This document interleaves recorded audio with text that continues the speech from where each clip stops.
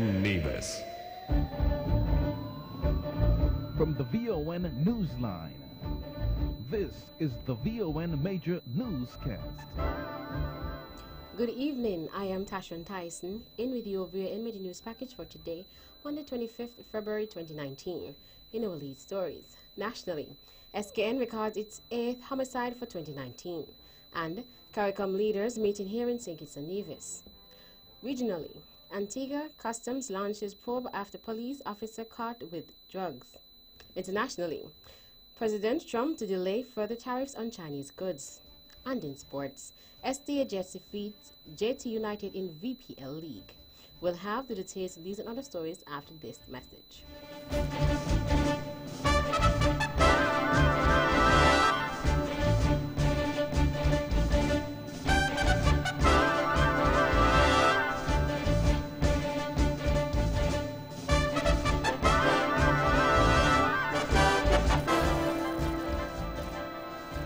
Another look. Different from how you've seen it before. Another look. Takes an in-depth look into business, politics, science, technology, religion, and more. Another look. Featuring documentaries from the BBC, regional features, and local ones too. Another look. Every Monday at 3 p.m. on the Eastern Caribbean's powerhouse, Vaughan.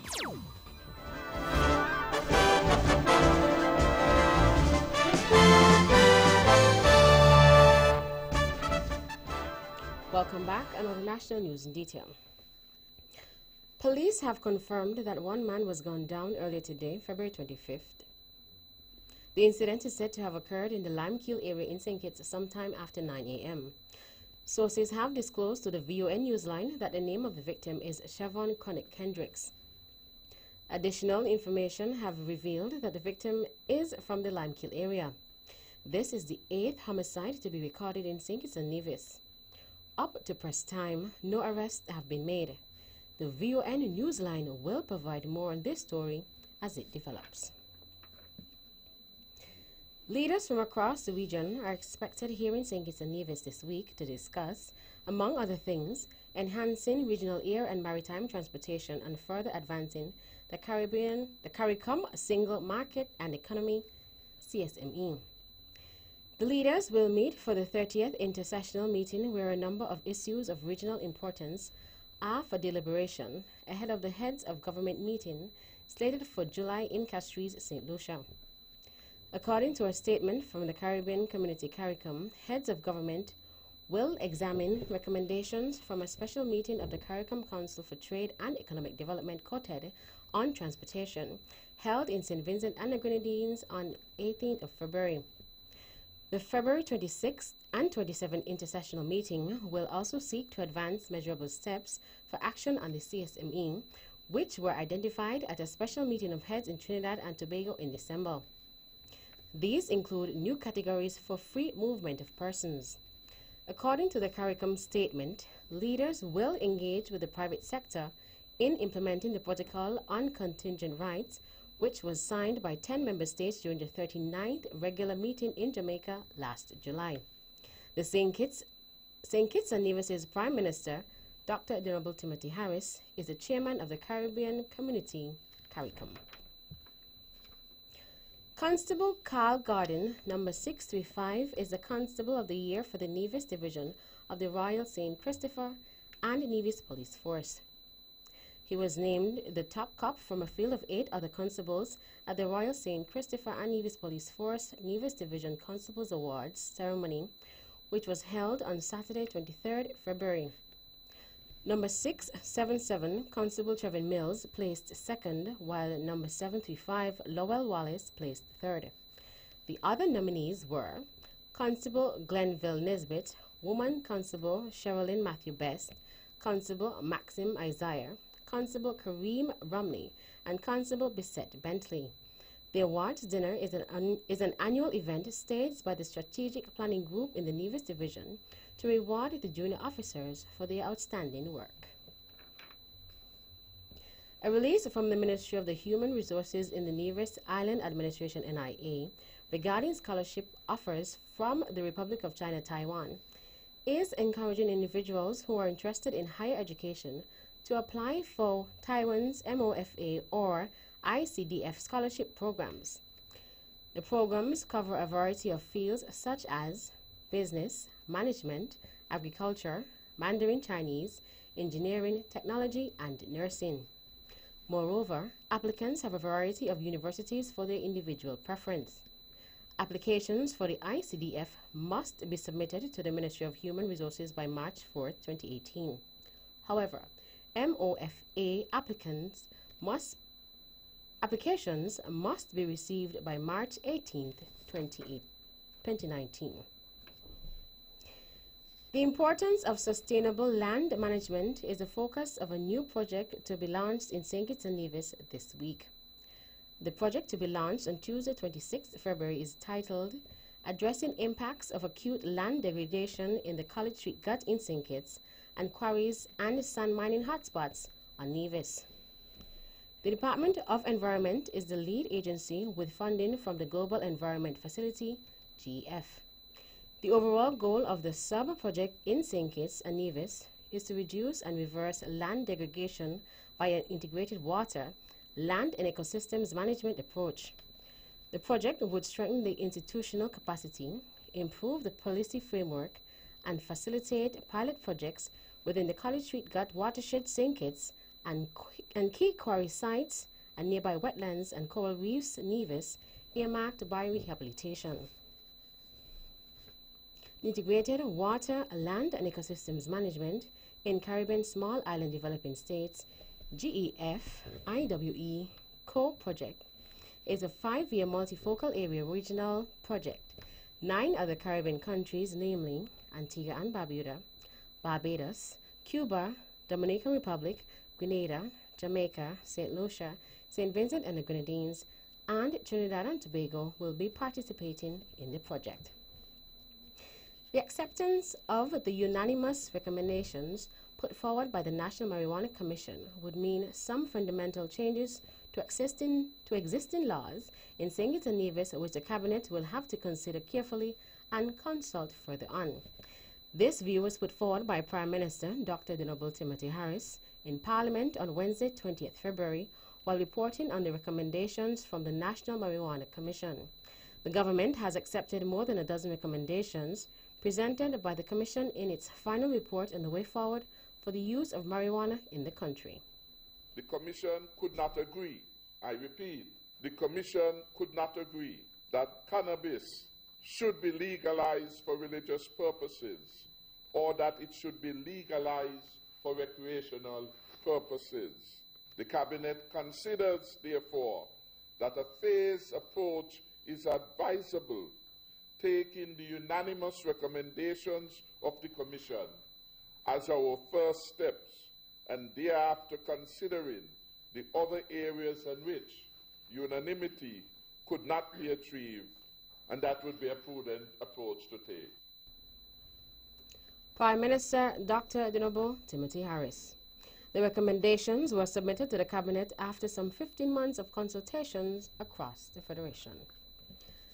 The Eastern Caribbean Supreme Court, ECSC, is urging various stakeholders, including legal practitioners, litigants, social workers, mediators, probation officers, as well as the police, to participate in a public consultation on sentencing guidelines for the courts here in St. Kitts and Nevis and the other organization of Eastern Caribbean states.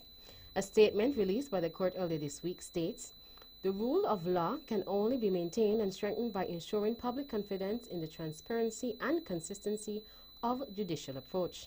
It said one of the areas of greatest public interest and comment, sometimes uninformed, is sentencing. It said within its jurisdiction, judges, masters, and magistrates are required to give reasons for the sentences which they impose and to assist in the process of considering and explaining sentences. As part of that process, Chief Justice Dame Janice M. Pereira has set up a sentencing advisory committee. The committee, which also includes Madam Justice Gertel Thumb, Justice of Appeal, and High Court Judge Justice Ian Morley, QC, is tasked with drafting the guidelines which will be brought into effect on dates to be appointed following public consultation. The ECSC said the public should complete the form on its website within the deadline for submission of feedback being March 15th. Residents in a number of communities here in Nevis are to experience water rationing. The Nevis Water Department is advising that it has implemented a water rationing schedule due to what it says is a dry water spell. The areas to be affected are as follows: Butlers, Brickhill, Potworks, Lower Westbury, Zion Village, Hanleys Road, Hickmans, Rices, Victoria Road, Upper Church Ground, Braziers, Upper Hamilton, Upper Ramsbury, Craddock Road, Cherry Garden, Prospect, Bath Village, Lower Ramsbury, and Charlestown. This interruption will occur between 9 p.m. and 4 a.m. The department is urging persons to exercise all water conservation practices such as reusing recycled water for lawns, monitor domestic water use in the home, which includes baths, brushing teeth, washing of dishes, etc., and utilizing water from rainwater storage cisterns. And finally, following his victory in the legal battle against the Team Unity government in its attempt to have him disqualified as a member of parliament, opposition leader Dr. the Honorable Denzil Douglas is heading back to court, this time to file a constitutional motion alleging that the government breached his right to privacy. During a press conference on Friday, 22nd February, counsel representing Dr. Douglas, Sylvester Anthony, said the planned constitutional motion is based on the fact that Douglas's right to privacy, guaranteed under Section 3 of the Constitution, was breached when his passport information and his signed nomination form from the 2015 general election were given to a private citizen, Cuthbert Mills, to support his claim in a case against the opposition leader, similar to the one brought against government. According to Mr. Anthony, that information could only have been released by an order of the court. There was no order of the court made allowing for the release of that information to Mr. Mills. So we are proceeding on that basis, and we will, in very short order, announce the official filing of the claim for breach of Dr. Douglas's privacy rights. The case brought by Mr. Mills had been thrown out after submissions made by Dr. Douglas's legal team. That's the national news segment. You can visit our website at www.vonradio.com or check us out on Facebook at Von Radio and our Von Radio YouTube channel. News from across the region is next.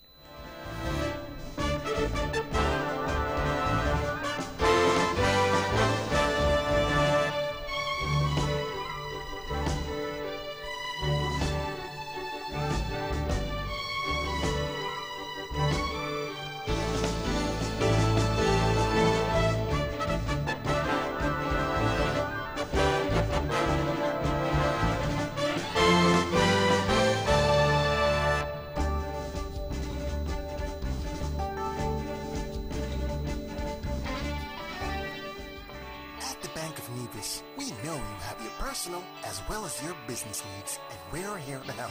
Our knowledgeable staff will work with you to help you achieve the financial success that you or your company needs in a competitive market. We offer solutions that make your banking experience easier, like our savings and checking accounts. Be sure to ask about our youth savers accounts and our Bank of Nevis Gold Club. We offer a wide range of personal loans, including mortgage, land, student, auto, and consumer loans. Have access to your funds instantly with our Be-Online internet banking and our debit and credit cards. We make international banking and investing easy. How's your business? Give it the leverage it really needs by letting the Bank of Nevis assist you with all the necessary funding for all your business expenses. It's that easy. What are you waiting for?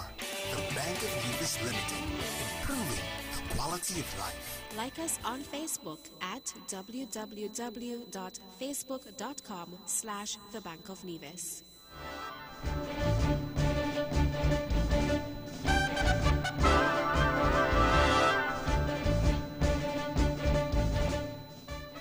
Welcome back, and all the regional news in detail. Out of Antigua. The Customs and Excise Division is giving its full support to the Office of National Drug and Money Laundering Control Policy, ONDCP, following the arrest of Customs Officer Desmond Lewis. With 4.5 years service in the Customs and Excise Department, Lewis was last week charged with drug possession and intent to supply 1 pound of marijuana to others. The department said in a release to the media on February 20th, it has been informed of Lewis's arrest and wishes to advise the public that it will continue to fully cooperate with the ONDCP and the police as they continue to carry out their investigations. ONDCP earlier said it caught the officer in Golden Grove on Monday with the marijuana, which is valued at $4,500. The drug is believed to have been smuggled into Antigua through the customs bonded warehouse. The Customs and Excise Division said it is also conducting its own internal inquiry into the matter, as the officer at the time of his arrest in the Jennings area should have been on duty in St. John's. Out of Dominica. Opposition leader and leader of the United Workers' Party, UWP, Lennox Linton, has dismissed rumors that Deputy Leader of the party, Joshua Francis, will be replaced at the upcoming general elections. Linton's announcement dispelled speculation stemming from a call by DLP operatives for Francis, who won the Roseau South seat for the UWP in 2014, to be kicked out because of domestic and personal issues. Declaring that the UWP will contest all 21 constituencies, Linton on Thursday named Francis on a list of 14 confirmed candidates. The confirmed candidates are Roseau South, Joshua Francis; Glenroy Coffey, Roseau Central; Danny Lugeng, Roseau North; Felix Thomas, Mahat; Francisca Joseph, La Plaine; Jefferson James, Portsmouth; Nicholas George, Collihart; Monel Williams, Jono Baptist; St. Joseph; Ernie Lawrence, Jono Finn; Castle Bruce, Hector John, Salisbury; Ezekiel Basil, Wesley; Marcus Romain, Cottage; Ronald Charles, Rosa Valley; and Lennox Linton, Marigot. Out of Cuba. On Sunday, thousands of voting precincts opened their doors for Cubans to countersign the new constitution after an extensive process of collective consultation that began almost a year ago. Citizens flocked to the voting booths to vote for a text that introduces important changes.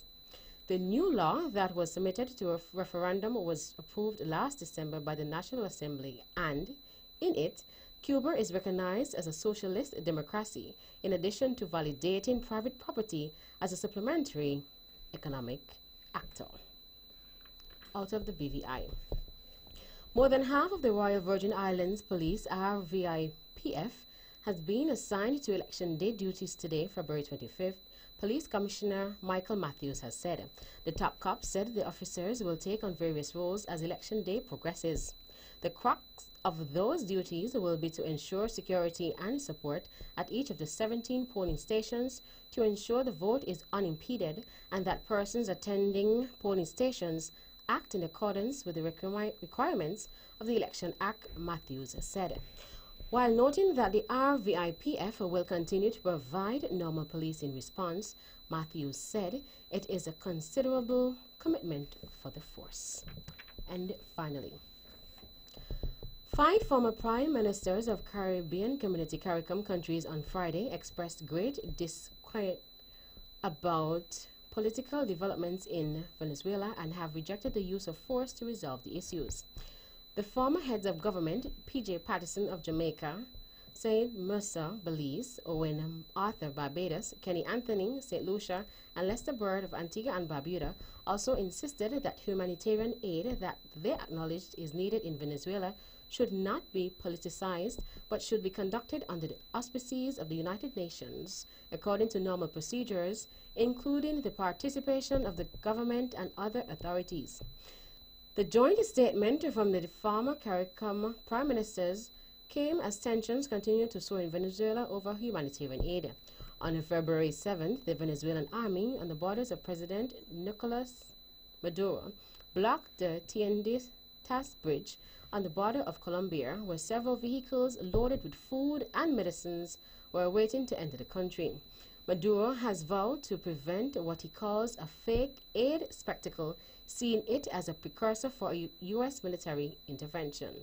The United States has said that 25 countries has pledged $100 million in aid to Venezuela. That's it for regional stories. Stay with us for news from around the world.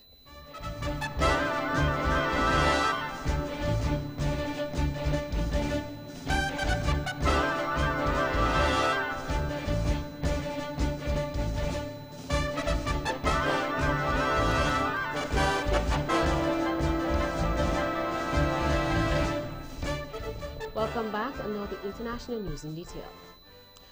President Donald Trump has announced that the U.S. will delay imposing further trade tariffs on Chinese goods. The rise in import duties on Chinese goods from 10% to 25% was due to come into effect on March 1st. Mr. Trump said both sides had made substantial progress in trade talks, which sent Chinese stocks up nearly 5%. He added that he was planning a summit with Chinese President Xi Jinping in Florida to cement the trade deal if more progress was made. Mr. Trump's decision to delay tariff increases on $200 billion worth of Chinese goods was seen as a sign that the two sides are making progress on settling their damaging trade wars. The BBC's Stephen MacDonald reports. China's Foreign Minister Wang Yi said that negotiators from Beijing and Washington had achieved what he described as concrete progress, which meant positive prospects for a breakthrough. His comments came as Asian stocks surged following news that a deadline for reaching a deal to end the current trade war would be extended beyond this Friday. The United States President announced via Twitter that he would not be increasing tariffs on $200 billion worth of Chinese goods, at least not this week. Huawei has revealed its first smartphone to feature a foldable screen less than a week after its rival Samsung did the same. The rival handset tablet hybrids have contrasting designs. Huawei's Mate X places its fold-out screen on the outside of the device so that it covers the front and rear of the phone when closed. In both modes, the display is larger than Samsung's. Huawei's device is also flatter and thinner when shut. One analyst attending the launch event in Barcelona also remarked that a crease in the screen appeared to be visible. British actress Olivia Colman defied the odds to scoop an Oscar on a night when Green Book also sprung a surprise by winning the award for Best Film. Colman won Best Actress for her role in The Favourite and charmed viewers with a funny and tearful speech. Green Book won 3 trophies in total, including Best Picture, which had been expected to go to Netflix Roma. Bohemian Rhapsody won the most awards in total with 4, while Roma and Black Panther also won 3 each. Meanwhile, a tearful Regina King won Best Supporting Actress for If Beale Street Could Talk from what was her first Oscar nomination. And finally, with less than 5 weeks left before Britain is scheduled to leave the European Union, the President of the European Council has said Britain's departure might be delayed. Donald Tusk was speaking in the sidelines of a summit in Egypt. The less time there is until the 29th of March, the greater is the likelihood of an extension. And this is an objective fact, not our intention, not our plan, but an objective fact. I believe that in the situation we are in, an extension would be a rational solution. That brings us to the end of our news segments. The latest in sports is next.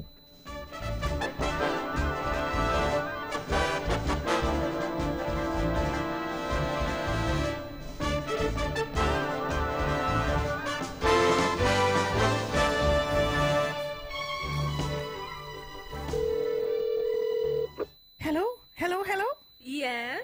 You know when I call you, there's something happening at TDC, right? Tell me quick. The TDC Home and Building Depots are showing us love in February. All month long, they're promoting their heart-healthy products. This includes gym equipment, juicers, blenders, yoga mats, and so on. Plus, every Saturday, you can get your free in-store heart-healthy checks done.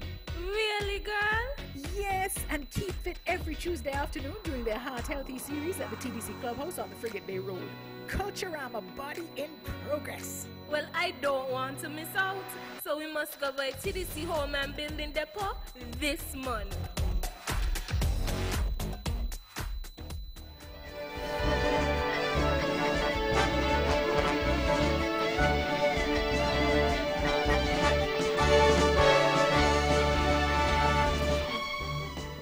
Welcome back. Another sports in detail. In local cricket. The VPL League continued on Sunday, February 24th, and saw the SDA Jets going up against the GT United. The match was held at the Hard Times playing field. GT United won the toss and chose to send the Jets to bat first. Summarized scores: SDA Jets 128 for 4 from 12 overs. Curtis Morton Jr. 36, Jadel Allen 23 not out, Kaya Wilkes 10 not out, Anand 2 wickets. GT United 110 for 7 in 12 overs. Alvin 52, Vitesh 26, Light Brown 3 for 3 from 2 overs. Kaya Wilkes, Tesson Hamilton, Curtis Morton Sr. and Curtis Morton Jr. 1 wicket each. SDA Jets won by 18 runs. Light Brown and Curtis Morton Jr. joint man of the match. Still in local sports. The St. James's Primary School hosted its cross-country event on Wednesday, 20th February. There were 4 categories: junior girls, junior boys, senior girls, and senior boys. The juniors and seniors ran separate courses, but all started and ended at the school. The top places were as follows: junior girls first, Demaya Lagging of Greenhouse; second, Kiwana Fraser of Gold House; and third, Tasia Bryant of Red House. Junior boys first, Zane Mintus of Greenhouse; second, Nazir Leader of Red House; and third, Tian Elliott of Gold House. Senior girls first, Rihanna Howell of Greenhouse; second, Shanti Mintus of Greenhouse; and third, Shakira Wilkin of Gold House. Senior boys first, Stefan Leader of Red House; second, Kimaria Dore of Red House; and third, Malachi Wilkin of Red House. West Indies and England head into the third one-day international at the National Stadium in Grenada today, with the 5-match series tied at 1-1. Rain has delayed the start of play in that match. On Friday, the Windies beat England by 26 runs in the second ODI.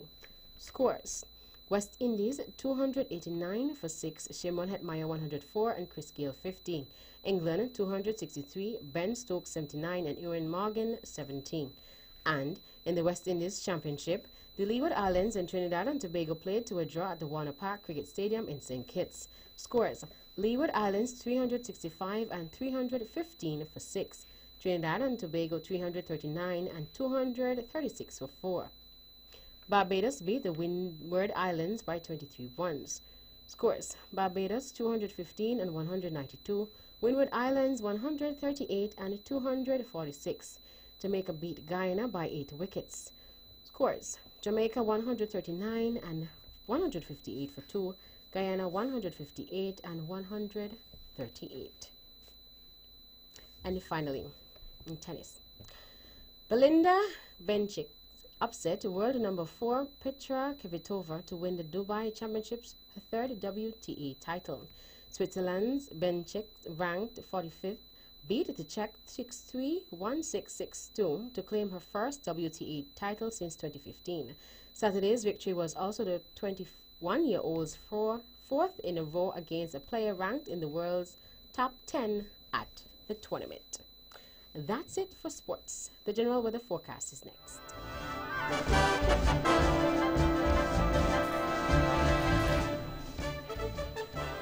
Welcome back. Another local weather forecast for St. Kitts and Nevis. Weather tonight will be cloudy with a 70% or high chance of mainly light showers. Weather tomorrow will be partly cloudy with a 30% or low chance of showers. Winds are east and northeast at 22 to 33 kilometers per hour or 12 to 18 knots. Seas are 1.5 to 1.8 meters or 5 to 6 feet. A small craft caution is in effect for the waters around the islands. Sunrise tomorrow will be at 6:32 a.m. And that's how we wrap up the major news package for today, Monday, 25th February 2019. Before we go, let's take a look at the headlines once again. Nationally, SKN records its 8th homicide for 2019, and CARICOM leaders meeting here in St. Kitts and Nevis. Regionally, Antigua Customs launches probe after officer caught with drugs. Internationally, President Trump to delay further tariffs on Chinese goods.